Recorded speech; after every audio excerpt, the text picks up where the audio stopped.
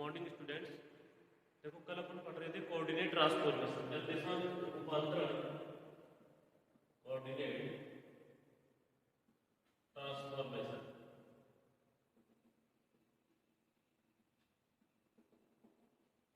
Coordinate transformation के अपन 4 application पढ़े थे। स्थिर पार्टिकल के लिए, गतिशील पार्टिकल के लिए, किसी निश्चित कोण से झुके हुए पार्टिकल के लिए, और निर्देश तंत्र किसी निश्चित कोण से झुके हुए। और फोर्थ अपन ने पढ़ रहे थे कि किसी घूर्णन गति करते हुए निर्देश तंत्रों के लिए रूपांतरण समीकरण। देखो आज अपन पढ़ेंगे ये कोऑर्डिनेट ट्रांसफॉर्मेशन गैलीलियन वैज्ञानिक के द्वारा जो दिए गए हैं उनको। तो आज का अपना टॉपिक है गैलीलियन के निर्देशांक रूपांतरण। गैलीलियन ट्रांसफॉर्मेशन या कोऑर्डिनेट ट्रांसफॉर्मेशन, गैलीलियन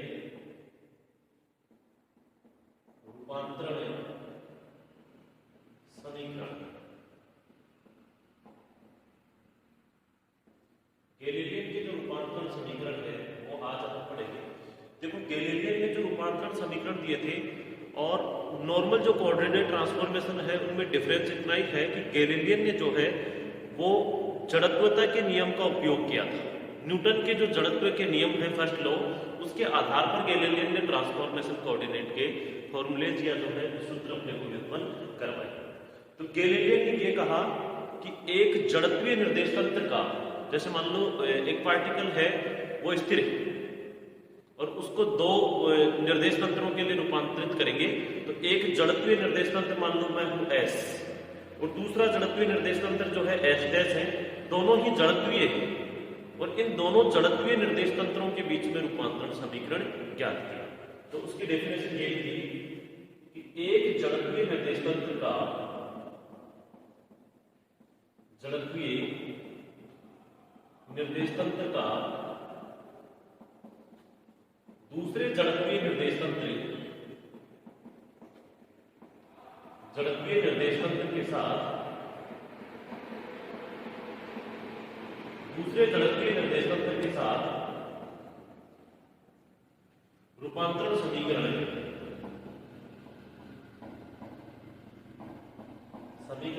गैलीलियन के रूपांतरण समीकरण कहलाते हैं।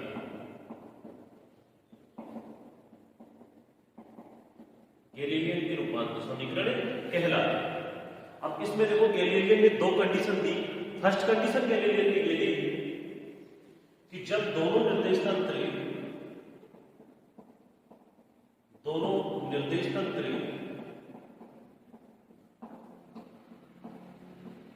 प्रारंभ में संपाती हो, उसकी फर्स्ट कंडीशन यही थी कि दोनों जो निर्देश तंत्र है वो प्रारंभ में क्या हो, संपाती। संपाती की कंडीशन समझ रहे हो? जैसे मैं एक एस निर्देश तंत्र हूं और दूसरा जो एस डैश निर्देश तंत्र है वो दोनों एक ही बिंदु पर स्थित थे प्रारंभ में। दोनों का मूल बिंदु O और O डैश एक ही स्थान पर, दोनों के x और x dash coordinate, y y dash coordinate और z z डैश कोऑर्डिनेट वो एक ही जगह पर स्थित थे। उसके बाद कुछ समय बाद की जो कंडीशन है वो अपन क्या करेंगे, नोट करेंगे। तो डायग्राम देखते हैं इसका।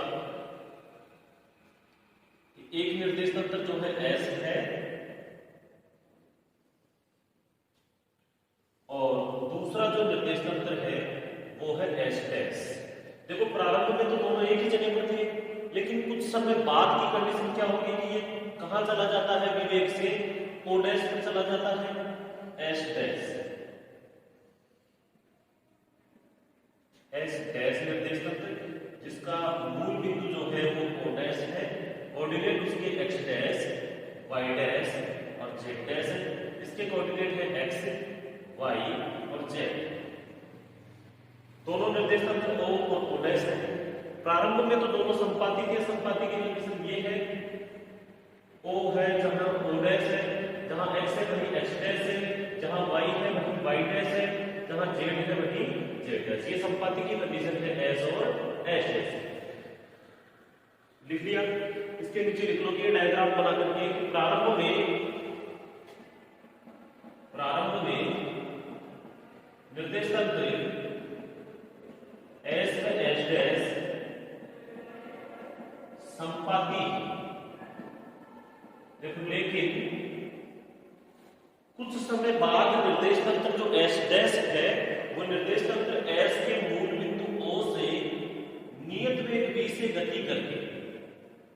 वेग से नियत वेग v से गति करके o डैश पर चला जाता है बच्चों, और o डैश पर जाने के बाद में कण p की स्थिति देखता है। एक तो निर्देश तंत्र S के मूल बिंदु O से कण P की स्थिति, और एक निर्देश तंत्र S डैश के मूल बिंदु O डैश से कण की स्थिति। इसको क्या कहेंगे? R डैश वेक्टर, और इसे R वेक्टर। कण P के निर्देशांक क्या हो जाएंगे बच्चों? दोनों के लिए x y z और x डैश y डैश और z डैश। ये कुछ समय बाद की कंडीशन है, यानी कि कुछ समय बाद, लेकिन कुछ समय बाद निर्देश तंत्र S डैश, निर्देश तंत्र S के मूल बिंदु O से नियत वेग v वेक्टर से गति करके, v वेक्टर से गति करके o डैश स्थान पर चला जाता है, o डैश स्थान पर चला जाता है, जहां कण p के निर्देशांक, जहां कण p के निर्देशांक x डैश y डैश और z डैश है। ये हो गई अपना थ्योरी की कंडीशन। अब इसको देखो मैथमेटिक्स में निकालेंगे तो वो ही क्या करते हैं, अपना सदिश नियम लगाएंगे। तो दोनों के लिए सदिश नियम क्या होता है कि सभी भुजाओं का जो योग है वो क्या होगा? 0 के इक्वल होगा। तो देखो इसमें लगाओ सदिश नियम, यानी ट्रायंगल जो OP और O डैश है, OP O डैश में सदिश नियम से बताओ क्या होगा सदिश नियम? देखो डायरेक्शन है इसमें O से P की ओर, इसमें O से O डैश की ओर, इसमें O डैश से P की ओर। अगर अपन टोटल O से स्टार्ट करके O से P, P से O डैश, O डैश से O की तरफ आते हैं, तो डायरेक्शन के विपरीत अगर अपन ले रहे हैं दिशा, तो साइन का आ जाएगा, नेगेटिव साइन आ जाएगा। तो O से P, तो पहले तो लिख लो OP वेक्टर, फिर आएंगे P से O डैश की डायरेक्शन है O डैश से P, तो माइनस का O डैश P वेक्टर। फिर देखो O डैश से O की तरफ आएंगे, डायरेक्शन है O से O डैश, तो माइनस का O dash vector equal to 0। इनकी वैल्यू पुट करो, OP वेक्टर की R vector, O dash P vector की R डैश वेक्टर, और माइनस O डैश की नियत V vector T equal to 0। यहां से बेटा अपने को स्थिति का रूपांतर समीकरण निकालना है, तो R डैश की वैल्यू क्या आ जाएगी? R vector minus V vector T। अगर वेग का पूछे आपको तो इक्वेशन 1 का क्या कर दोगे? अवकलन करने पर वेग के रूपांतरण समीकरण आएंगे। वेग का रूपांतरण समीकरण क्या आएगा बताओ? dr dash upon dt equal to dr vector upon dt minus small v dt upon dt। ये तो क्या हो जाएगा? dt अपॉन dt तो 1 हो जाएगा, इसी का अवकलन कर दिया आपने। और इस स्थिति में परिवर्तन की दर को क्या करते हैं? देखो v dash vector equal to v vector minus का नियत वेग है प्लस स्मॉल t वेक्टर। देखो आपके ध्यान में आ रही होगी कि ऐसे रूपांतरण समीकरण अपन पहले भी पढ़ चुके हैं, और ये रूपांतरण समीकरण अपन जो है पहले कब पढ़े थे? कोऑर्डिनेट ट्रांसफॉर्मेशन का सेकंड एप्लीकेशन पढ़ा था कि गतिशील निर्देश तंत्रों के लिए रूपांतरण समीकरण। सेम ऐसे ही रूपांतरण समीकरण अपने को प्राप्त हुए थे, लेकिन गैलीलियो ने क्या कहा है? प्रारंभ में कंडीशन संपाति की दे दी, और उसके बाद में बोले नियत वेग v से क्या कर रहा है? गति कर रहा है। ये थी अपनी फर्स्ट कंडीशन। और सेकंड कंडीशन क्या है? देखो इसी के विपरीत है, जब दोनों निर्देश तंत्र प्रारंभ में संपाति नहीं हो, ये संपाति थे, उसकी कंडीशन है। अब कह रहा है कि दोनों निर्देश तंत्र की ऐसी स्थिति पर हो कि वो प्रारंभ में क्या नहीं हो? संपाति ही नहीं। संपाति नहीं होने का मतलब है कि इन दोनों के x, y और z जो निर्देशांक हैं वो अलग अलग स्थान पर संपाति नहीं हो। कंडीशन है कि संपाति नहीं बनेगी। इसको अपन ऐसे समझेंगे कि जैसे मान लो मैं एस निर्देश तंत्र हूं, दूसरा एस डैश जो निर्देश तंत्र है वो ओ डैश स्थान पर है। पहले ही दोनों अलग अलग स्थान पर है, प्रारंभ में दोनों संपाती नहीं, लेकिन कुछ समय बाद में ये एस डैश फिर यहीं पर नहीं रुकता, ये फिर से नियत वेग v से गति करके और ओ डबल डैश पर चला जाता है। तो निर्देश तंत्र कितने पढ़ेंगे? 1, 2 और 3। एस निर्देश तंत्र फिक्स है अपने स्थान पर। उसके बाद में जो एस डैश है वो आर नोट दूरी पर स्थित है। फिर देखो एस डैश यहां पर भी कण की स्थिति नहीं चेक करता है, वो एस डैश v वेग से गति करके एस डबल डैश निर्देश तंत्र कह देंगे जो ओ डबल डैश स्थान पर चला जाएगा। तो इसको डिनोट करते हैं अपन डायग्राम से शो करेंगे। देखो अपना एक निर्देश तंत्र जो है वो है एस निर्देश तंत्र,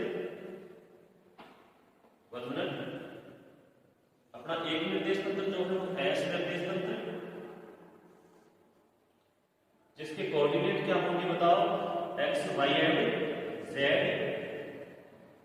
एक्स वाई और जेड इसका मूल बिंदु है, ये अपने स्थान पर फिक्स है।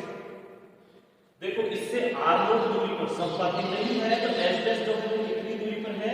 आर नोट दूरी पर दूसरा निर्देश तंत्र स्थित है, कौन सा? S dash.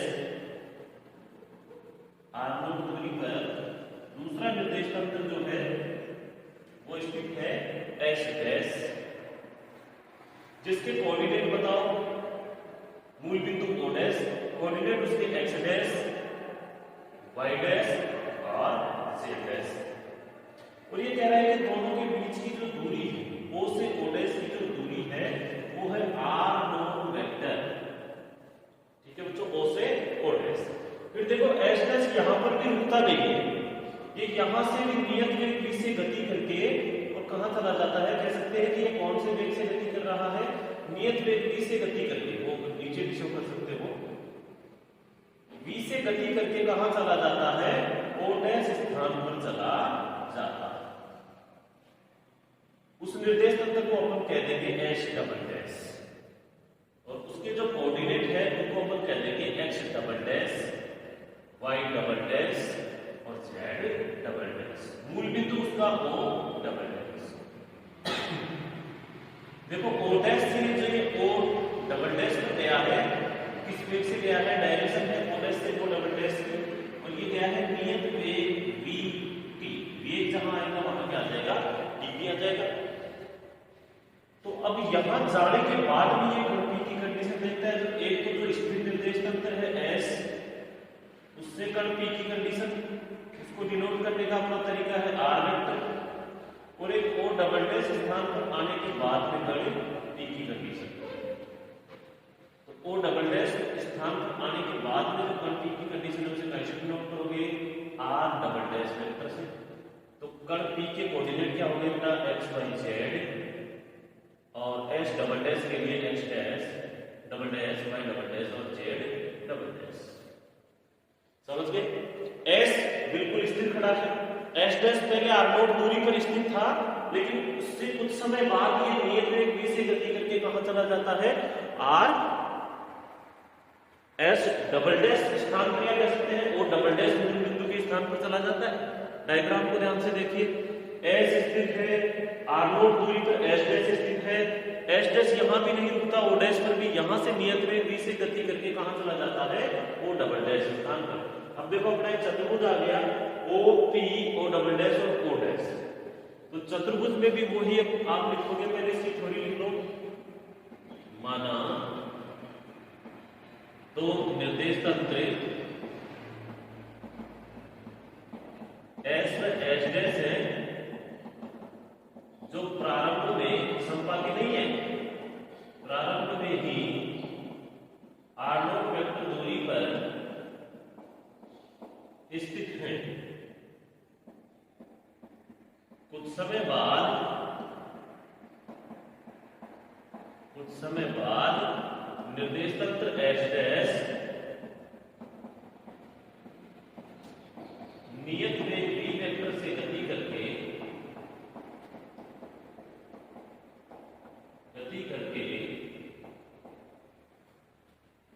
ओ डैश से ओ डबल डैश स्थान पर चला जाता है जिसके निर्देशांक x double dash y double dash z double dash है तथा मूल बिंदु o डबल डैश के कारण उसे h डबल डैश निर्देश तंत्र से प्रदर्शित करते हैं। h डबल डैश निर्देश तंत्र से क्या करते हैं, उसे प्रदर्शित करते हैं। ये हो गई अपनी थ्योरी। अब आप डेरिवेशन के रूप में भी लिख सकते हो इन चीजों को। तो चतुर्भुज में सदिश नियम लगाएंगे। सदिश नियम वही है, सभी भुजाओं का योग 0 हो जाएगा। तो चतुर्भुज के सदिश नियम से तो देखो चतुर्भुज का सदिश नियम ओपी वेक्टर, फिर आएंगे अपन पी से ओ डबल डैश, लेकिन डायरेक्शन में ओ डबल डैश से पी, तो माइनस का O double dash P vector, फिर ओ डबल डैश से ओ डैश की तरफ आएंगे, लेकिन डायरेक्शन में पी था तो ओ डैश से ओ डबल डैश वेक्टर, फिर माइनस का ओ डैश से ओ की तरफ आएंगे, डायरेक्शन में पी था तो negative sign O dash vector equal क्या हो जाएगा 0। ओपी वेक्टर की वैल्यू है R vector, O double dash P vector की वैल्यू कितनी है R double dash vector, O dash O double dash के बीच का डिफरेंस क्या है नियत में v vector t minus O dash के बीच का मान R naught vector equal to 0। अब देखो निर्देश तंत्र एच डबल डैश के लिए स्थिति का रूपांतरण कितना आ जाएगा, मतलब आपको आर डबल डैश की वैल्यू यहां से निकालना है। तो आर डबल डैश को ले जाओ या इधर रख दो, बाकी जो मान रह गया उसे लिख दो आर वेक्टर माइनस नियत में v vector t minus r naught vector. ये आ गया अपना स्थिति का रूपांतरण समीकरण। आप स्थिति के इस रूपांतरण समीकरण को x, y और z निर्देशांकों के रूप में अलग अलग भी शो कर सकते हो। कैसे? देखो r जो वेक्टर है उसकी वैल्यू जानते हो आप क्या होती है, x i cap, y j cap, z k cap. r double dash vector की जानते हो आप क्या होती है, x double dash i cap, y double dash j cap plus j double dash k cap. r not vector की value भी आप जानते हो क्या होती है, इसे x नॉट i कैप से प्रदर्शित कर दो, y नॉट j कैप से प्रदर्शित कर दो और j नॉट k कैप से प्रदर्शित कर दो। फिर रह गया वेग के x y z के रूप में घटक क्या हो जाएंगे, देखो v x i cap, v y j cap, v z k cap. ये सारे जो मान हैं वो आप इक्वेशन 1 में यानी कि इक्वेशन 2 को इक्वेशन 1 में पुट कर दो और फिर i कैप, j कैप और k कैप के गुणांकों की क्या कर दोगे, तुलना कर दोगे। तो r डबल डैश की वैल्यू आपके देखो x double dash i cap plus y double dash j cap plus z double dash k cap. तो थोड़ा सा बड़ा लिख देते हैं। ये जो टोटल मान है इक्वेशन 2 को आप 1 में पुट करेंगे तो x double dash i cap, y double dash j cap, j double dash k cap equal to r vector x i cap plus y j cap plus z k cap minus वेग के घटक v x i cap, v y j cap और v z k cap. वस्तु के बाहर है small t v t है minus r naught x naught i cap, y naught j cap और z नॉट k। अब अपन टोटल इक्वेशन में दोनों तरफ i कैप, j कैप और k कैप के गुणांकों की क्या कर लेते हैं, तुलना कर लेते हैं। तो देखो x double dash i cap के इक्वल क्या क्या आ जाएगा, लिख सकते हो आप i कैप को भी साथ लिख दो, कोई दिक्कत नहीं है। इधर आ जाएगा x i cap minus v x i cap into t और minus x naught i cap. एक इक्वेशन ये आ गई। फिर देखो y double dash j cap equal to y j cap minus v y j cap t और minus y naught j cap. Equation number 4 आ गई। फिर देखो z double dash k cap equal to आ जाएगी z k cap minus v z k cap into t और minus z naught k cap. Equation number 5। ये अपने x double dash y double dash और जेड डबल डैश वही मान है कि जो निर्देश तंत्र एस डैश है नियत वेग v से गति करके कितनी दूर जाता है, कितने समय में जाता है, वेग उसका v x घटक के लिए, vy y घटक के लिए, vz z घटक के लिए, अलग अलग तीनों डायरेक्शन के अंदर उनके वेग के घटक है। तो ये अपने गैलीलियन के रूपांतरण समीकरण थे जो दो कंडीशन में पढ़े, जब दोनों निर्देश तंत्र प्रारंभ में क्या हो, संपाती हो, और सेकंड कंडीशन जब दोनों निर्देश तंत्र प्रारंभ में संपाती नहीं। आज के लिए इतना ही, बाकी पढ़ेंगे अपन कल। Thank you.